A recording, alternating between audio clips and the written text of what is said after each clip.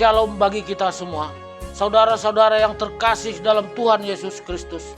Renungan kita pagi hari ini, Sabtu tanggal 2 Oktober 2021, yang diambil dari kitab Matius 5 ayat 29, yang berbunyi, "Maka jika matamu yang kanan menyesatkan engkau, cungkillah dan buanglah itu, karena lebih baik bagimu jika satu dari anggota tubuhmu binasa, daripada tubuhmu dengan utuh dicampakkan ke dalam neraka."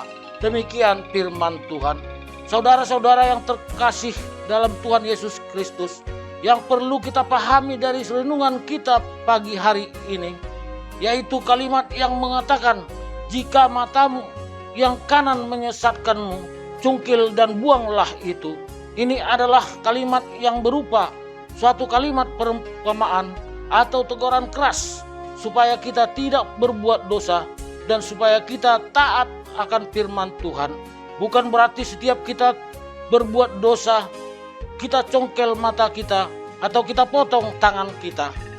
Seperti ada cerita pada abad ke-10 di Mesir, ada orang yang bernama Samaan Al-Karas atau biasa disebut Simon si penjahit sepatu. Tentu saja pekerjaannya hari-hari membuat sepatu. Simon terkenal seorang yang taat sama Tuhan dan juga orang yang baik hati bagi sesamanya. Bagaimana tidak? Pagi sebelum Simon bekerja, dia selalu membawa sekantong air yang diberikan kepada orang-orang sakit atau orang-orang tua yang ditemui di jalan. Satu hari datanglah seorang wanita cantik. Wanita ini bukan hanya cantik, tapi juga begitu menggoda. Ia datang untuk memperbaiki sepatunya. Wanita ini duduk di depan Simon. Ketika ia membuka sepatunya, tiba-tiba terangkat rok si wanita tersebut, sehingga Simon dapat melihat si wanita yang di depannya. Maka timbullah birahi dari Simon. Tapi Simon segera mengingat firman Tuhan yang terdapat di Matius 5 ayat 29.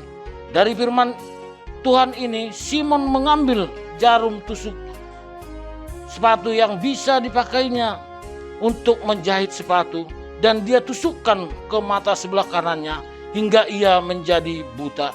Kalau kita jadi Simon, apakah kita melakukan hal yang sama seperti Simon?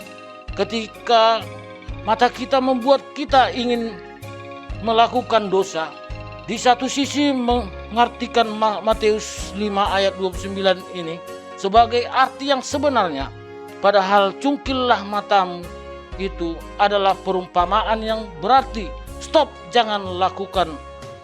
Misalnya ketika teman kita berbuat dosa, maka kita menasihati atau menegur teman kita tersebut, lalu kita mengatakan cungkillah matamu, berarti kita mengatakan stop, jangan lakukan itu. Ini adalah arti dari perkataan Tuhan Yesus, cungkillah matamu. Tapi di sisi lain kita juga perlu belajar dari ketaatan Simon yang luar biasa. Dia tidak ingin dosa sekecil apapun yang menjauhkan dia dari Tuhan, sehingga Simon rela melakukan apa saja, bahkan menyakiti dirinya sendiri. Hati Simon dan juga ketaatannya pada Tuhan, ia dihormati sebagai seorang santo atau seorang yang kudus oleh orang-orang Kristen Optik Ortodoks yang ada di Mesir. Dari cerita Simon ini bisa kita ambil maknanya, bahwasanya hidup kita pergunakan untuk Tuhan supaya kita masuk dalam kerajaan surga. Amin. Tuhan Yesus memberkati.